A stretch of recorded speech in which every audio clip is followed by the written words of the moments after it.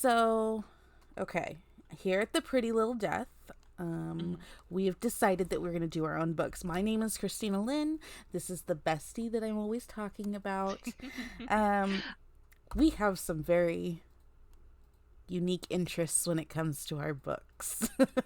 We do, we do. Yeah. My name is Cassie. I like to read, I mean, other than just smutty novels, I liked romantasy is my number one. Down to the specifics, vampire, monster, supernatural. And yeah, I really like that. I think it's really fun.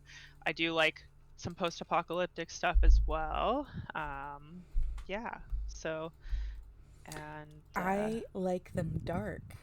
yeah. The darker, the better. If there isn't a list of trigger warnings the size of my forearm, I don't want it. Uh, I need to have that heart pound. I do love a good romantasy. I'm not gonna lie, but above all, it has to be well written. I cannot suffer trash. Um, Agreed. I think you and I both are very much of the same mind that as soon as we start to sense that the Writing it's is either not below going subpar. anywhere, yeah, very subpar writing style, we check out. Yep, And yep. I have a DNF dungeon that's probably longer than my actual reading list, so which is I kind of sad, but I'm not gonna lie. In the last 3 years that Amazon has been tracking my reads, I have mm, a lot more did not finish than finished. Um, Almost solely because of the writing. Like, in particular, if it takes you half a page to describe what your characters are wearing, like that does not add anything to the story unless that's going no. to come into play in like a major way. I personally think it should be left on the cutting room floor, like a big red pin through that. But yeah, Yeah, like you have to write with intention. Like, right. I think that there's a lot of that has been lost. I don't know. Maybe not. I mean, I just started getting back into reading more than like what 4 or 5 months ago now, Mm-hmm. so don't have as much of a knowledge as you do, but I just feel like the books that I used to read back in high school were of a different caliber than the ones Right. that I've been reading now. Well, in Um, romance is the best selling genre of the literary world. Like there's so much money being spent on smut or romance, like because I think those are two separate things. Romance and smut are two different yes, things. a thousand um percent. uh there's so much money being spent on them. You would think that we would want to elevate that a little bit, put a little bit more care into it instead of just like trying to push out a product. And that's what I look for. I look for the artistry in the writing because you really can tell, like when somebody cares about their story, they're gonna put that effort in. Thousand, yes, absolutely. And when you read something that you can tell has heart and the characters are very well developed and you can you can really feel, you know, their the feel the story and be immersed. That's when, you know, I mean, I think that's true for everybody, right? When they Yeah. want to read something, they want to be immersed, and there's just a lot of immersion breaking things. And I feel like it's maybe our tastes are very picky, but I don't know. I think it's good to be picky when it Yeah. comes to this Oh, stuff. without a There's doubt. just so much, so Yes. much. So that's about us in the literary sense. So what are we doing? We are part of the. I'm gonna give them a shout out. The Probably Smut Book Club.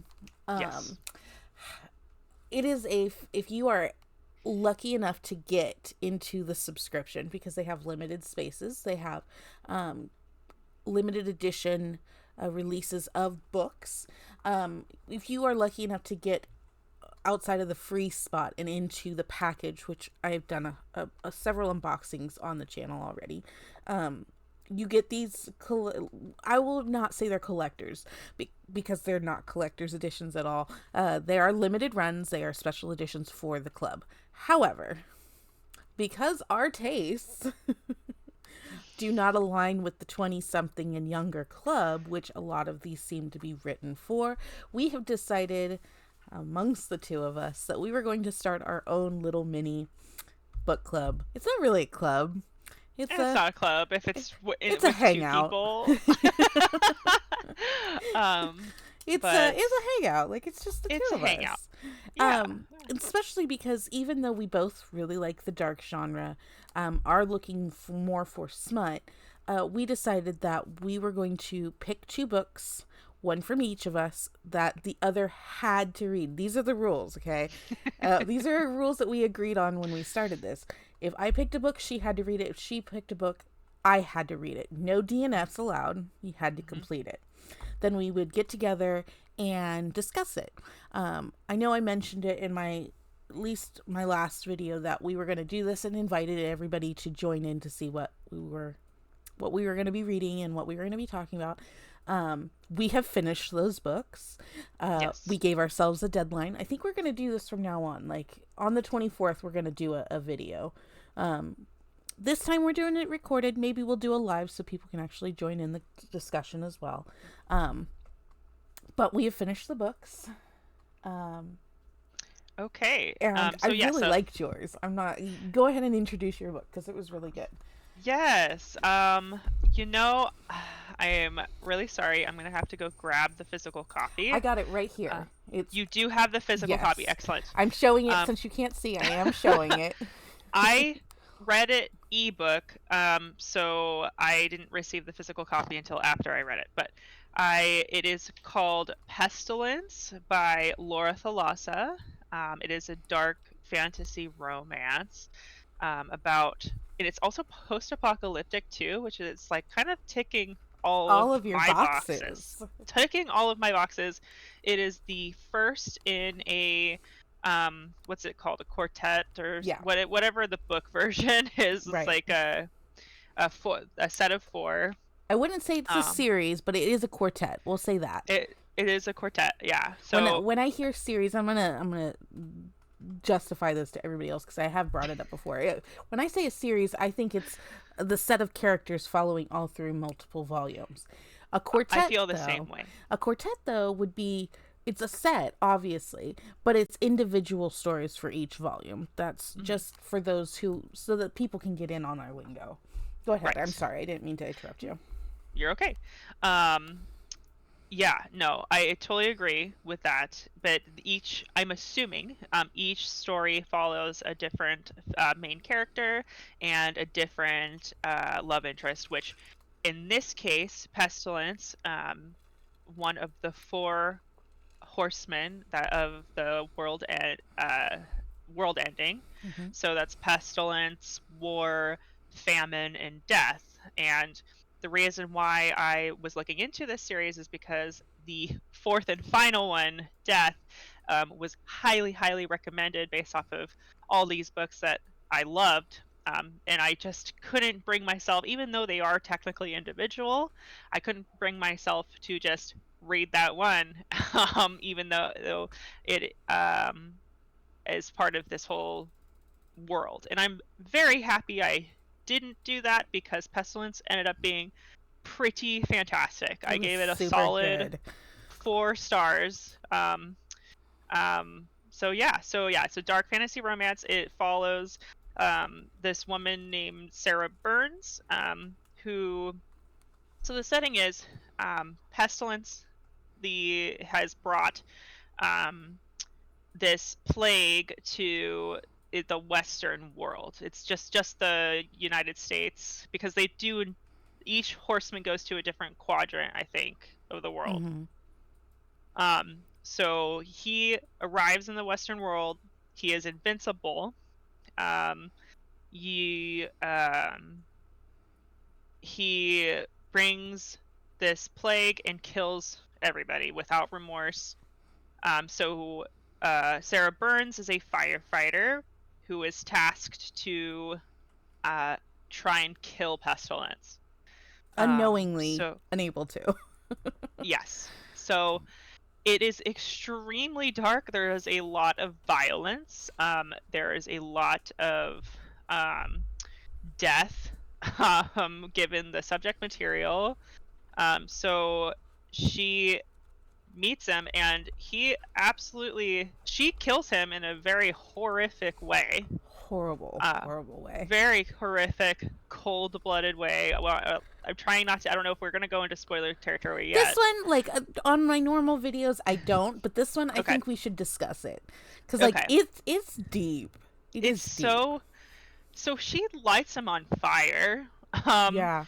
Which And apologizes to him while that she's doing it. yeah, while she's doing it, because obviously she sees this beautiful creature and is like, wow, I have to kill it. But also because it's her sense of duty, she feels her family is already perished and dead, and so she doesn't feel like she has a choice. She's sacrificed. She literally drew the short straw. Yeah. That was the first So scene, was them sitting around drawing straws. Her and 3 other firefighters. yeah, yep. Yeah. And she drew the short straw, and damn does she kick ass, and like She followed she through. does the work. She followed through immediately. Yeah. Even regretfully. Like, I was like, that scene was powerful. And it's very powerful. The first chapter, like she's crying, he's begging her not to do it, and she all she can say is, I'm sorry. She goes back to her camp and like doesn't even take care of herself. She is in so much remorse. And the fact that she burned him alive, right? Like, as a firefighter, that's got to be so, like, it adds another layer of desperation. And because she's seen all these, I'm assuming she's an experienced firefighter. She knows that this is one of the worst ways to die. Yeah. So it's pure torture, and you're just literally watching them being tortured to death. And because she feels like she has no choice, and it's a sense of duty, a deep sense of duty. So and I'm gonna back up a little bit and explain the world a little bit. So Pestilence, yes, this is a story about Pestilence. It's called Pestilence. But the way they set up the world is this has been going on for a while. Like, he is riding through the world bringing plague, and this is the first step. But there was a preamble. Like, the apocalypse came, the 4 horsemen came, did something, went away. He came back to finish the first step. That is his task, because he is ridding the majority of things before the next horseman comes. So, like, they had they being the population of what's left of the world, has been dealing with this for like 5 years, something like that. I don't remember. Since like the initial experience happened. And so they had forewarning that he was coming their way. It wasn't like she went out looking for him. No, she drew the straw. They knew he was going to be there about a certain amount of time, kind of like weather forecasting type thing. And then she set up post, waited for him, did the thing, felt remorseful, went back to her camp, knowing that like she wasn't going to go home anyways. Literally laid down to die. Like, she's like, okay, my purpose has been completed. Yep. Because this pestilence, this plague, kills anybody who comes in contact with him. She sacrificed herself to try and save the rest of the world. Obviously that didn't work out. He comes back as this grotesque half morphed creature who's literally been charred to death. And he attempts to kill her a couple times, I think. Yeah.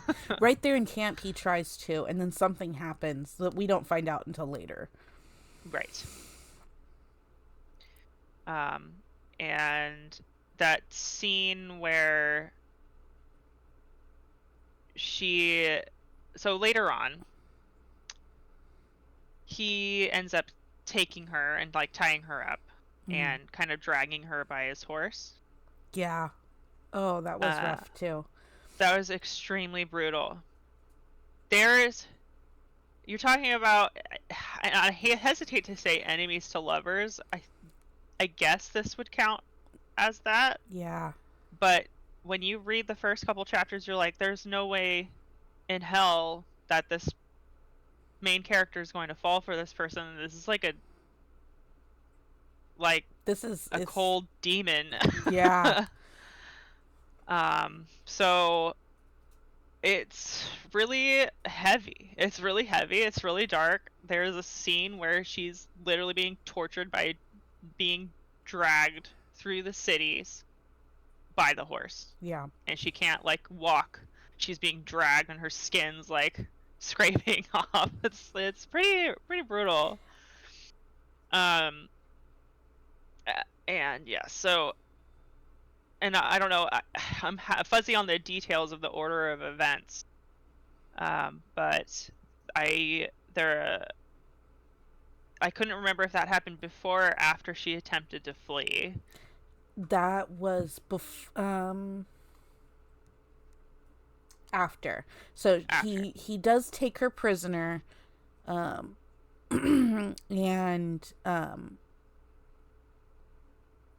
yeah, she is tethered to his horse. It's the second day after she tries to flee that he doesn't care that he's dragging her through the city. Yeah. But there is for those who are listening, there are subtle slips that he encounters. Yes. And she doesn't realize it until a little further into the story, like how these little things have started to add up, and how their relationship has changed. Mm-hmm. But like the undercurrent of it is that what I got from reading the whole thing, because this is good. Like I did not anticipate liking this. I try to stay away from things that are somewhat biblical. Right. Like I like keep your faith out of my sexy scenes. But this was so I did try to annotate. I have 5 stickers in this book. 2 of them are near the very beginning. Mm-hmm. One of which is her shooting him. Mm-hmm. The other one is when he comes back and she tries to run away. Yep. It is blood. My mind puts together, you're bleeding because there's an arrowhead. Whoops. There's an arrowhead sticking out of your shoulder. That's when she tries to run away. And I just pulled it out. You can't see it, but I just pulled out the sticker. I have no idea where it went. Oh no. And then it takes half the book for them to get over themselves. Yes. It does. It takes and at first, like, she's still not over whatever's going on with them, because she has this is a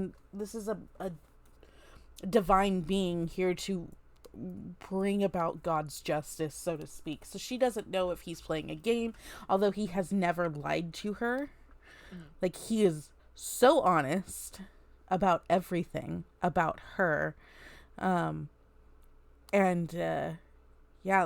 think the main tone about this is mercy, and humility. When to this book should not have been as deep as it was. It really was. It shouldn't have been. But it's my gosh, so good. It was just so good. So I just remembered. So I'm gonna I have my book journal here. Mm-hmm. That older couple scene. Oh my gosh. Yeah, I know. It reminded me of the scene in the Titanic. Yes, very much similar. So I think so completely blindsided by how deep this book was going to be. Yeah. There is so in the middle, The we're biggest to turn. Let's the put it that. biggest turn for Pestilence. We're actually the main character, because Yeah. all this time the main character is just racked with this guilt that she's attracted to this being, that she's Failed in killing it, and every town that she's going to with this creature, he is still bringing the plague. She Right. is immune to it, and she suspects it's Pestilence fault that she's immune, but she hasn't confirmed. But she has this survivor's guilt. She has this guilt that she's watching all these people die, and the guilt that she is attracted to this being, who she's realizing is not just black and white evil.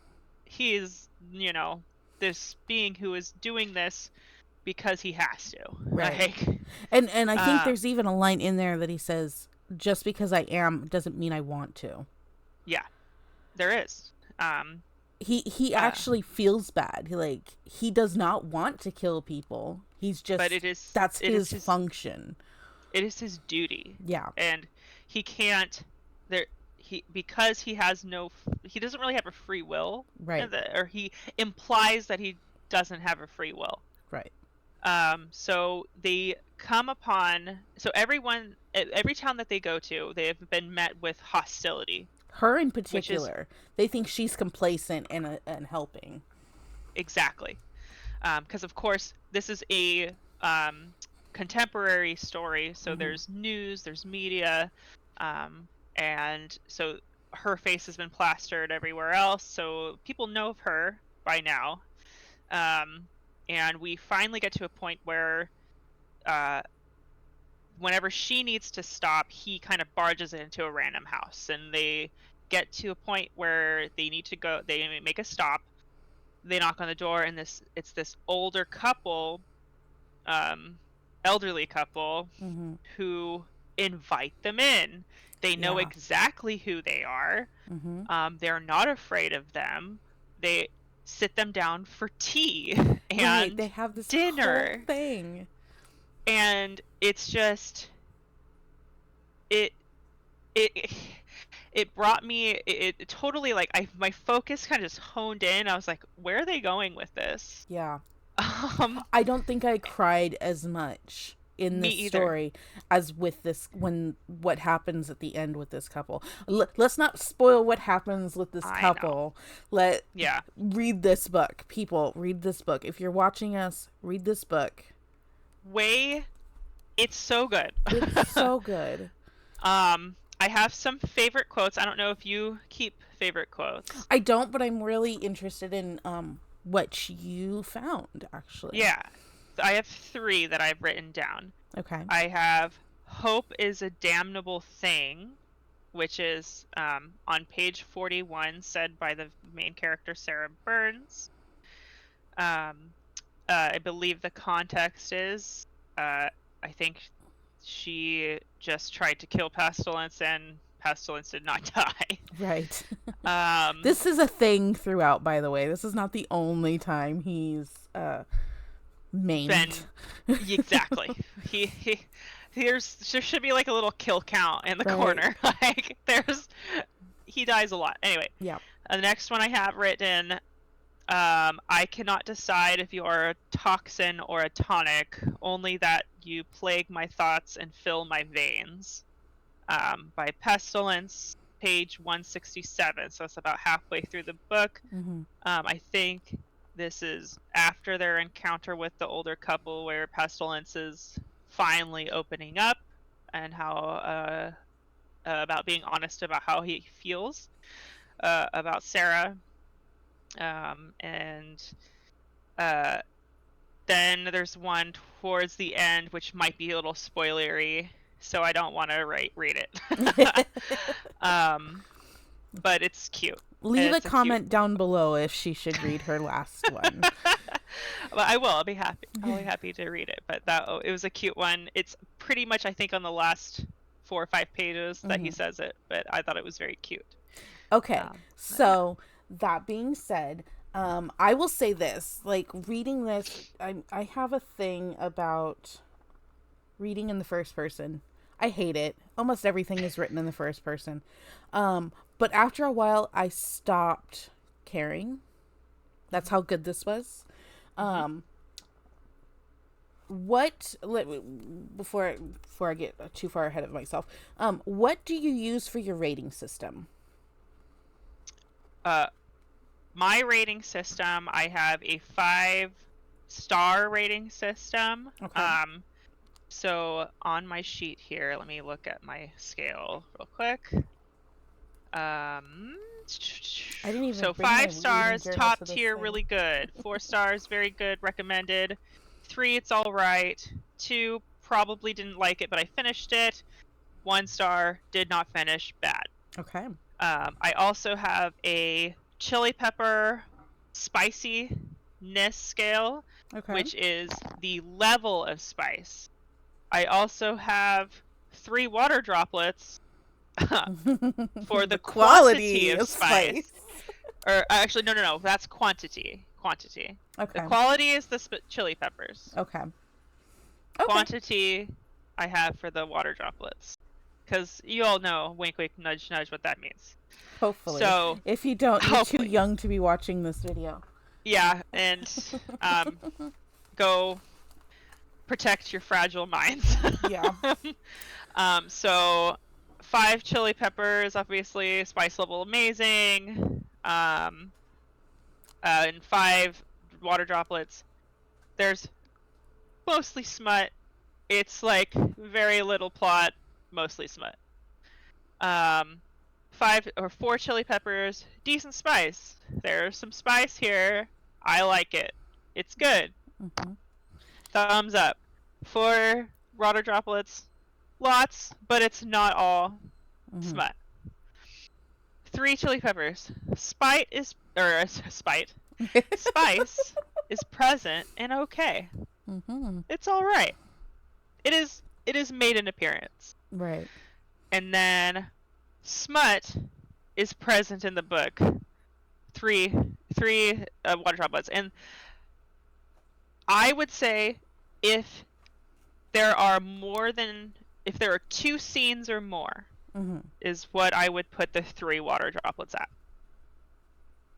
If it's at a 2, there's 1 scene in the entire book, and then 1 water droplet would be behind closed doors or not all the way. Right. 2 chili peppers I put as white people spice. And 1 chili pepper spice is bad. Yeah. And you can have, and I've done this, I've written this in you can have 5 water droplets, 1 spice. You know what I mean? Yeah. Crappy. Like, okay, this is droll. Yeah. Let's, move past this. Right. So, for Pestilence by Laura Thalassa. I think that's I have no idea how to say her last name. I think it's Thalassa, just because it's Thalassa, but who knows? I can't read. Well, what do I know? I can't read. Anyways. What did you give Pestilence then? I gave Pestilence a solid 4 stars. I have 3 chili peppers and 3 water droplets. Because it is not a smut. It is a fantasy romance. I will admit this is not more than smut. 1 scene. There's more than 1 scene. Yeah. And it's pretty good. Yeah, pretty decent. So my dumb self did not bring my journal with me to my desk. And I've been really bad. I haven't been actually writing down anything. So, for Pestilence, I use the compile system, which I only recently discovered. I'm actually in love with it. It is a series of standards, character, atmosphere, environment, plot, logic, and writing. For me, that's a little bit more in depth, but that's because like those things actually they really matter to me, even though this is all about smut. Those actually really matter to me because I get drawn out of this the suspense of disbelief. Mm-hmm. I think I said that wrong, but I get if something like is wrong with the writing, like it will totally pull me out of that suspense of disbelief. Me too. So for me, I use that system. This one, I think it actually, like the characters out of again, it's an average system. So you 1 through 10 for each category, and then you do a average at the bottom to get 1 through 10 for your star system. I'm gonna say this is probably one of the better ones that I've read this year. I would say it is definitely not smut. It is definitely a romantasy. It is very dark though. Like I did not expect this to be as dark as it was. More in the logical sense. In the more realistic sense, we'll put it that way. Like there's nothing in here aside from the fact that it's pestilence that is outside of the realm of possibility. Like if it wasn't a 4 horsemen and this was just something that was going on, like this, like an evil dictator, right, or like it war. could, I mean, it could, like a Red Dawn scenario, you know. Right. This is, I could see something like this happening. So the atmosphere was great. The plot was great. What it comes down to me, though, because this is a quartet and not a series, I'm probably not going to read the next one. Really? Yeah. Okay. I fall in love with characters. Like, okay. If I do read the next one, it's going to be a long time after I've read this one. Okay. So I think this is going to be rated really high. When I go through my monthly wrap up, I'll probably have all the information for Pestilence in there. I should be posting a little bit more regularly, but life has been happening. So, okay, so that brings me to my pick, Bewitching Her Demons by Vale. Okay, so I'm going to say this first. I actually read this before. Oh, really? Yes. Did you realize that when... Did you knew? No. Okay. I picked it because you have a thing for monsters. Mm-hmm. And I wanted to give you that because when you picked Pestilence, I read into it. I was like, okay, but he's monstrous, but he's not a monster. Let's give the girls something supernatural. Yeah. But this does tick a couple of my boxes. It does. I know. I do like harem reads. This is so embarrassing. I do read a lot of Omega verses. And the fact that this was funny, not like obviously funny, but just funny in general. It's about a romance writer named Jade. She writes paranormal romances, unknowingly gets seen by some paranormal creatures. She doesn't know that she happens to be a witch. Like there's whispers that her grandmother was a bruja, but like she's not a bruja until they show up and they're like, oh no, you are most definitely part of our world, and we're pretty sure that you helped kill our friend. She didn't, as far as we know, although the cliffhanger there, I did order the next book. This is a series. Not a quartet. It is a series. It's going to continue on with the story.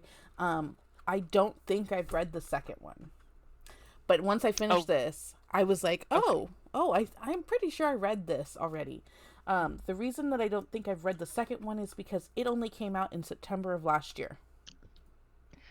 I noticed that when I was filling in my little book journal. I was like, oh, this was only released in March. Or I'm sorry, May of last year. Yeah. So almost a full year ago. So Mm-hmm. super, super quick. Yes. Um, I couldn't put it down. I don't. I know you don't have that kind of trouble like I do, but I couldn't put yeah. it down. Um. So yeah, she is a romance writer who's getting over a breakup. She goes to her favorite haunt, and just trying to get out of her writer's block. And she looks over, and there's some like smoking hot guys in the corner, and one of them grabs her eye and like won't let go of the attention. She tries to take some pictures and they come out all fucked up. But she's like, these guys are great inspiration for my next book. Like, I have no chance with them, but like, I'm gonna use them in the way that I can. Important note: she is not a 20-something stick.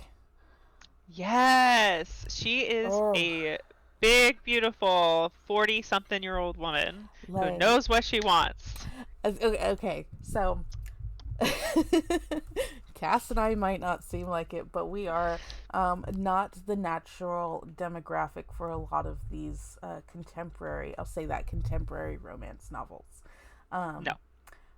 That's probably also why our tastes run differently than what's being published.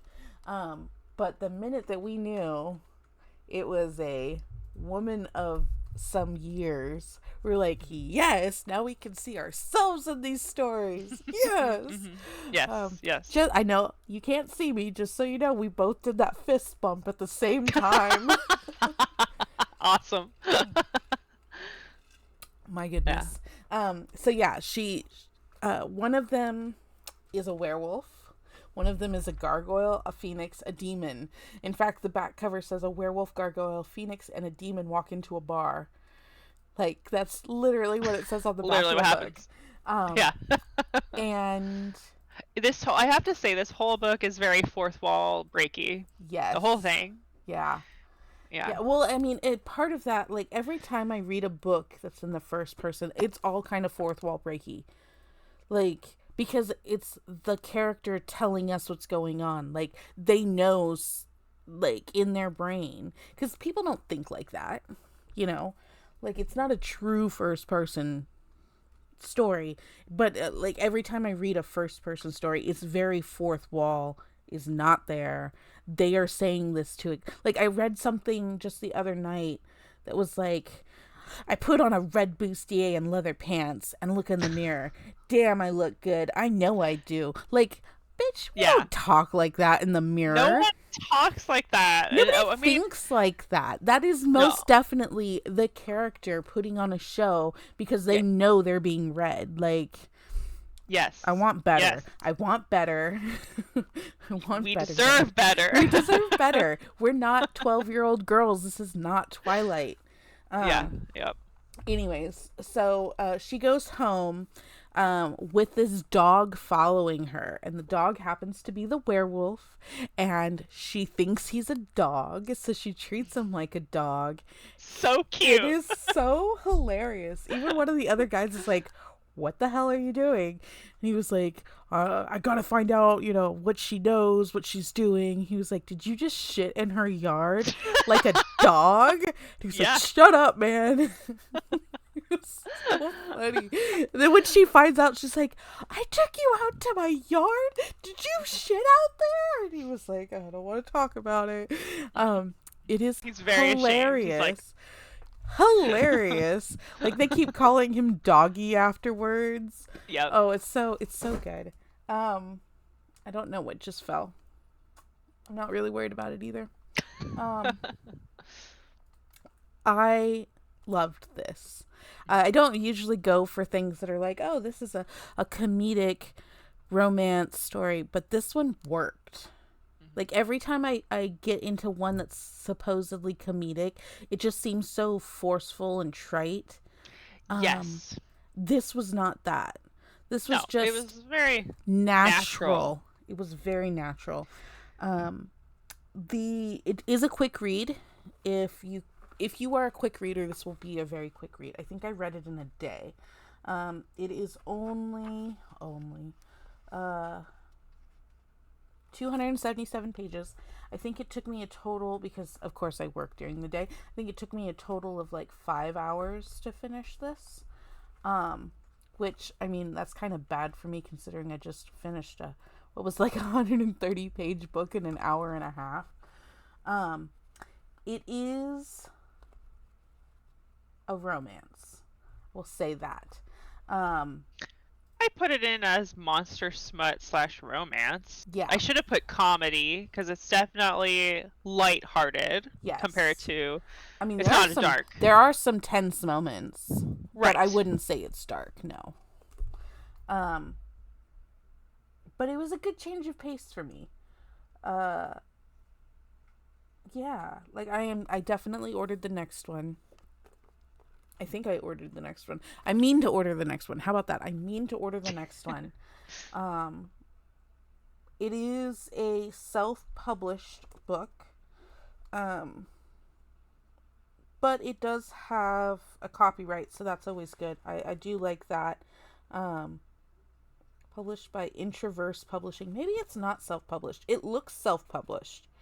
It is self-published. I looked at it. Yes. But it has an ISBN. Anybody who is going to be in the book world, get yourself an ISBN. Like, it's the international book number, serial number. It's so that your work is protected. And if it does rise through the Amazon printing, it has the ability to be sold in bookstores. Yeah, I liked this one. I think it was a good change of pace. I am going to score it fairly high. The characters they're all different.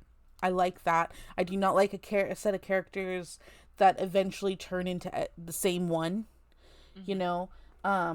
Yes. The main characters, her character traits stick throughout the whole thing. And so do the guys. Yeah. This is definitely above a 3, which is mid for me. I think it's going to be above a 3. I put it as a 3.75 for me. Okay. Myself. Okay, that's fair. Yeah. What were the parts that you didn't like about it? Because I knew there were going to be something for you. Just because of your background. Okay. I enjoyed reading this book. I think I had a hard time jumping back into it. I think I just maybe my week was all messed up. But it was very quick. It's only 300 pages. Yeah. Super, super fast. I loved that you can see that it's going to be like a polycule kind of romance. They're definitely all into each other. Yes. I think the only thing that brought me out of it completely was towards the end. There was like a ham-fisted D&D scene. Yes. That oh was my thrown god! I in. thought about that. I was like, oh. I did not like that at all. I thought it was cringy. I thought it was wish fulfillment-y. Yeah. And I was like, why is this in here? Yeah. Because they let's set it up. They went from that. Yeah. Shit is happening. Yes. They are running. Okay. Like her ex has come back to do some shit, and so they're hiding out, and she's kind of freaking out about it. And he was like, okay, which was 100% valid. Right. So he's like, okay, well, do you want to go on an adventure then? She's like, oh, I thought we can't leave. He's like, that doesn't mean we can't go on an adventure. So he looks over to one of the other guys. He goes, she needs an adventure. And then all of a sudden they're LARPing. They are wearing like Renaissance clothes. They sit down and bust out D&D. Right. And then like she's like agog, and then all of a sudden she's like, well, I have a level 17 dragonborn such and such and such and such bard. And they were like, you play D&D? She's like, of course I play D&D. They all like fall in love. I was like, but bitch, please, you have not brought up D&D at all. Not that it's outside, that it's outside the realm of possibilities, because she is a paranormal romance writer. She's very eclectic. The bitch has like 3 or 4 guinea pigs. Okay, yes, like she's very multifaceted. But it was just like, Okay, It came out of all of nowhere. you guys, Yeah. like, you don't know what a thirst trap is, but you play D&D. Bullshit. I Like, call bullshit on that one. I know they can't be around technology because of whatever, but like, even like I remember the first time reading, going, "What the fuck?" Okay, I'm glad that you felt the same way. Because I was just like, I read that, I had to like reread it. Because I was Right. like, wait a minute. What the fuck is What? happening? Like, I zoned out. I was like, The fact that maces are ending up in the wall because, of course, they have the actual like weapons that their characters are playing with. I right. was So, like, like, what are you doing? Are you playing D&D or are you LARPing right now? right. Because Those are two different things. they're two very different things. And Oh my god, we've just devolved into really big nerds. well, We are. that's why we're here, right? That's why we're here. So yeah, I loved said it, it. but I enjoyed it. I enjoyed it. Yeah. I don't know if I'm going to read more. that's we'll fair. see. That's fair. We'll see. She only hooked up with like 2 of the guys, if we're not counting the ghost. So far, Right. she's only hooked up with 2, the werewolf and the demon. Yep. There is The demon one was really nice. yes, Demon was my favorite one. of course he was. Of course. She hasn't like the Phoenix is kind of hot and cold on her right now. The Pun intended. right, the gargoyle has a problem with being touched at the moment, which I thought that was a really really cute moment. It was. Yep. Again, they're all multifaceted. They all have their own independent characteristics. But yeah, physically, like, I guess technically, because there's technically 5 guys. Mm-hmm. She's only physically with 4 of them at any given point, but intimately, she's with 3 of the total 5. That is so fucking confusing. Yeah. Yeah, like I said, I'm gonna read the next one. I can totally get why you wouldn't though. Like it's a little corny. It's a little corny, but it's just like it's cute and I don't know. It's kind of good. I do like the I like the polycule aspect of it. Mm-hmm. I love the main character's great. I love the other characters, the love interests. I think I was totally on board until that scene, unfortunately. And then I was like, why?